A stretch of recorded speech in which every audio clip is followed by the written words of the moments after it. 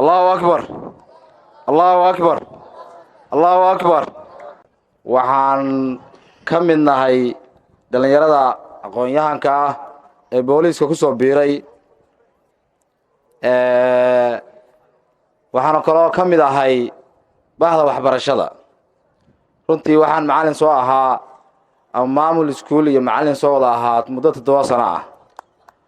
waxaan soo wada shaqaynay oo maanta Cumar Samatir nala jooga ilaa macallimiin dhowr ah oo ka mid yihiin macallimiinta saaxiibadaya,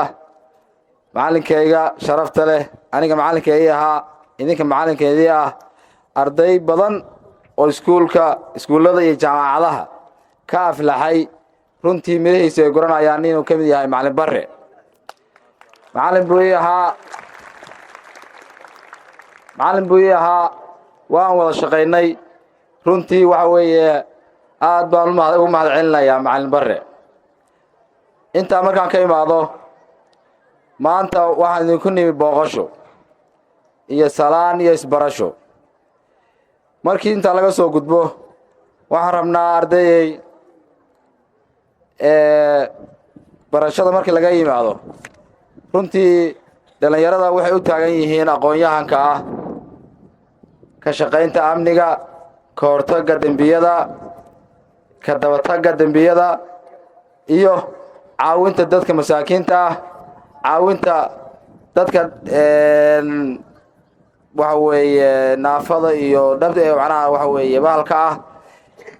isku mid baan u nahay. shaatigaas aanu shalay sidanay, maanta shaatigan aanu sidanaa.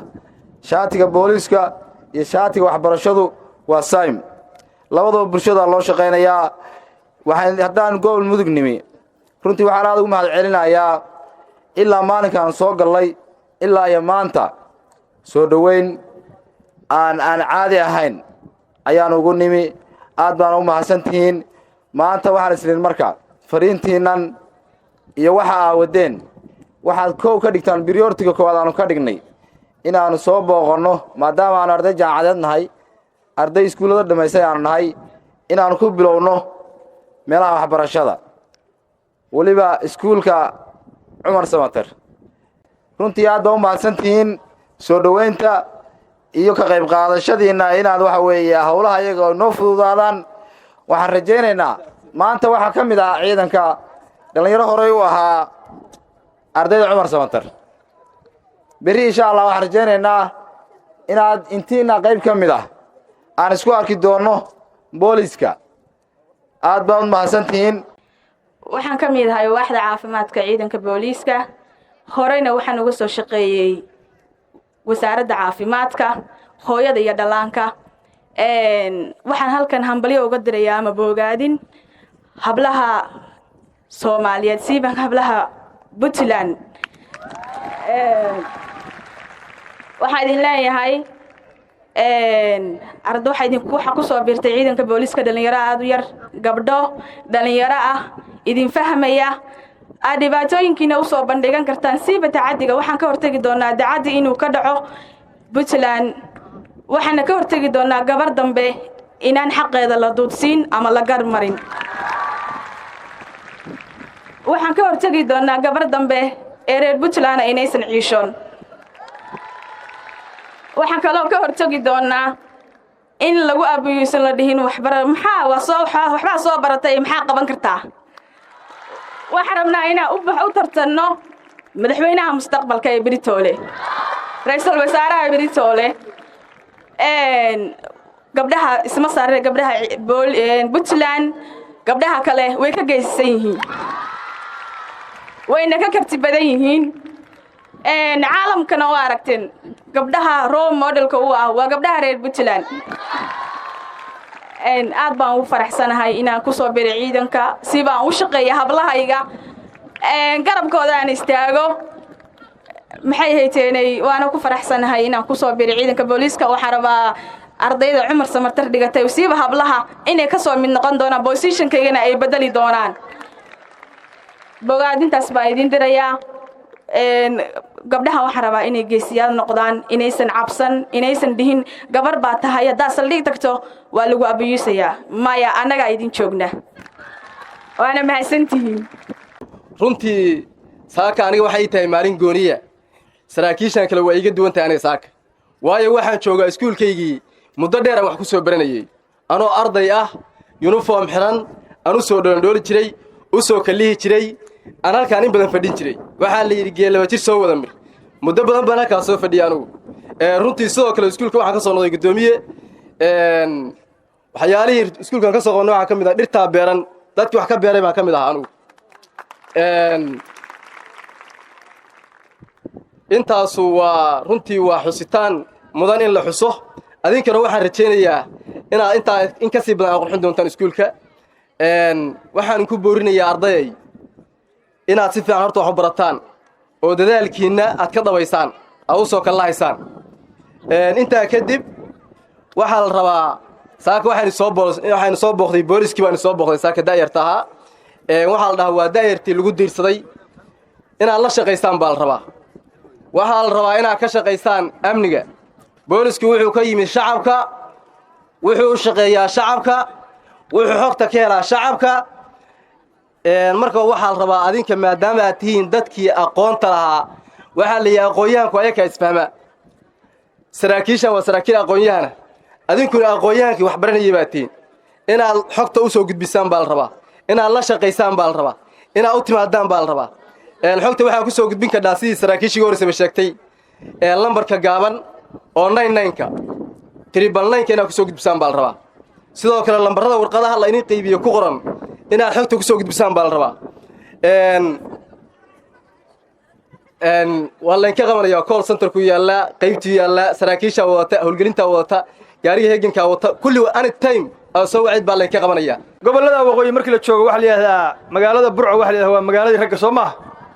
laakiin annaga markaan soomaaliya dhexdeeda joogno iyo guud ahaan puntlandba magaalada raggu waa magaaladan gaalkacyo waxaan saa u leeyahay wakhtigii gumaysiga markii la joogay soomaaliya uu talyaanigu gumaysanayey baa waxa dhacday talyaanigii halkaan yimi baa gobolkan ka yaabay markuu ka yaabay buu magac u bixiyey magacuu u bixiyey waa baarika dhaan khadkana waa isticmaashaan waxaa la yidhahdaa rocco litorio oo macnaheedu yahay gobolkii qabka dadka bulshada qabka ay ku noolaayeen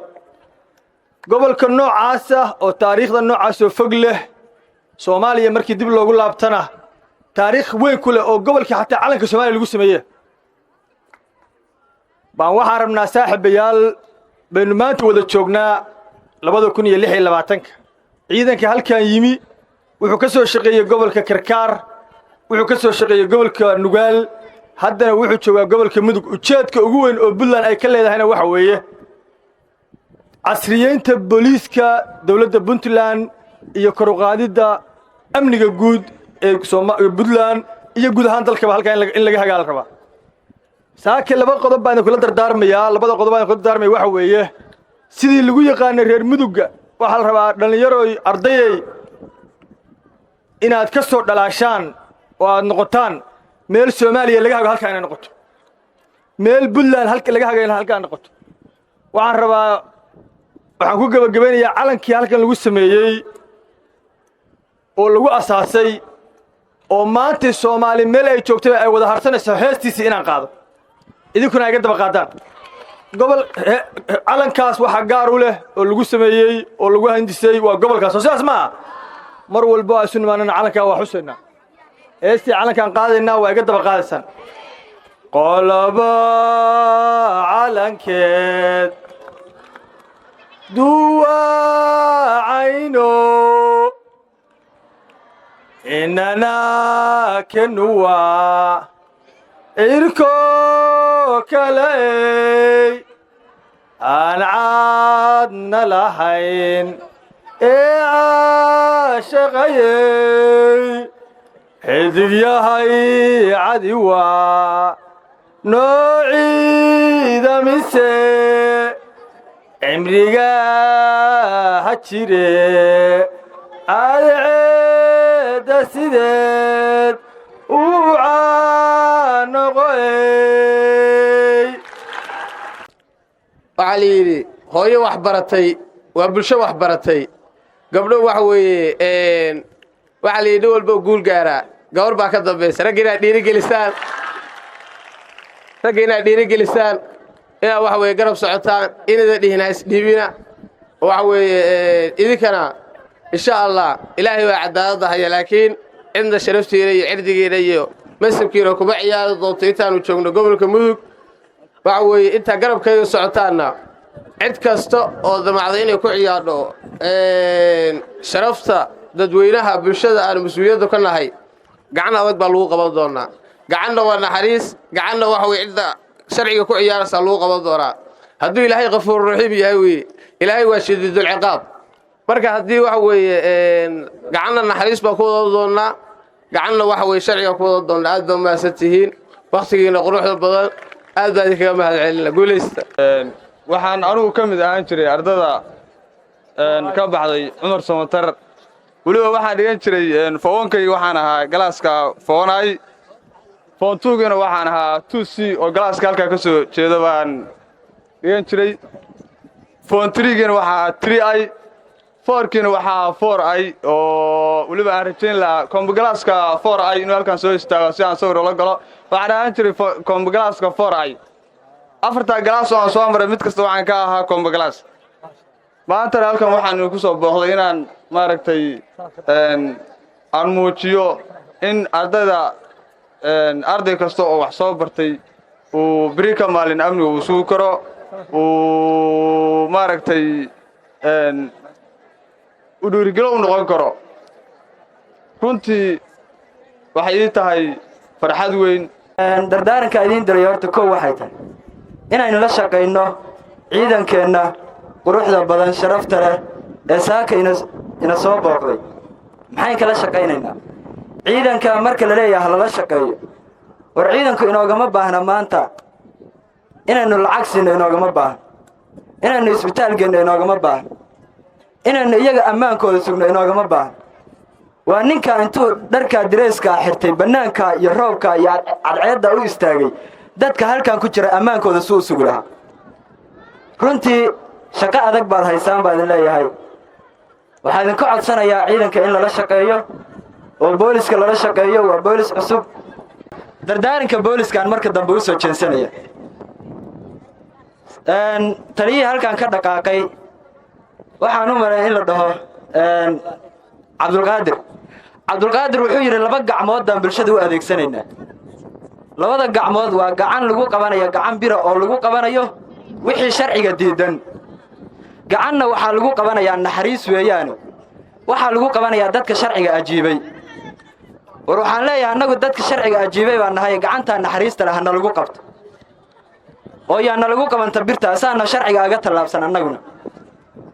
waa midda labaad waxaan leeyahay booliskaygiyo la idinma dirin inaad dalka burburisaan oo inaad dadka laysaan oo inaad diinta burisaan la idinma dirin waxaa la idin diray inaad dalka dhistaan diinta dhistaan dadkana dhowrtaan gaalkacyo waxay soo gaartaa heer dhiiggu malaayacni ku daato dhiigga maanta daadanaya ee adinku marka aad timaadeen kadib daadanaya waa inuu macno nooga daataa hadduu malaayacni ku daato waajibka aad qaadeen kama idin soo bixin baa idin leeyahay wuxuu ii sheegay in boqolkiiba 30 ay ahaayeen arday Cumar Samatar qodobkaas aad baa ugu faraxnay annaga in ardadaas booliskii soo baxay boqolkiiba 30 ay ahaayeen arday Cumar Samatar hadda ayuu taliyana meesha ay fadhiyaan aad baan ugu faraxsanahay inaan wax soo saarka booliska inaan qayb weyn ka qaadanay annaga awal wax soo saarka gobolka oo ka mid ahayn aad iyo aad baan ugu hambalyeeyo soo dhaweeyo si gaar ah soo dhaweynaa iskuulka waa iskuul dawladeed dawladda iska leh nagu dawladda u shaqeynaa booliskuna sidoo kale waxa weeye waa booliskii waddanka dawladda u shaqeeyaan iskuulkoodii iyaguna waa isku mid waa dad dawladdu ka wada mid aanahay kulligeen oo dawladda iyo bulshada waa shaqada dawladdu maqashaan qofku bulshada u shaqeeyaa way macnaheedu sama si fiican aan u dhageysano boolisku waxaan ku faraxsan inay gabdho ka buuxaan inay wiilal ka buuxaan dhammaan wada aqoon-yahan yihiin macallimiin baa ku jira macallimiin iskuullada dhigi jiray oo arday wax bari jiray taliya Siciid oo kale ka mid ah macallinka Salaaxudiin Ayuub iskuulka liyaado ahaa haddana waxa weeye waa taliya seeshka dhexe weeye haddana ma sha Allah aqoon-yahan badan baa jooga ardaydii baa meesha joogta kulligood aad baan ugu faraxsanahay arday badan aan ku leeyahay maanta booliska oo aan macallin ahaan jiray aad baan ugu faraxsanahay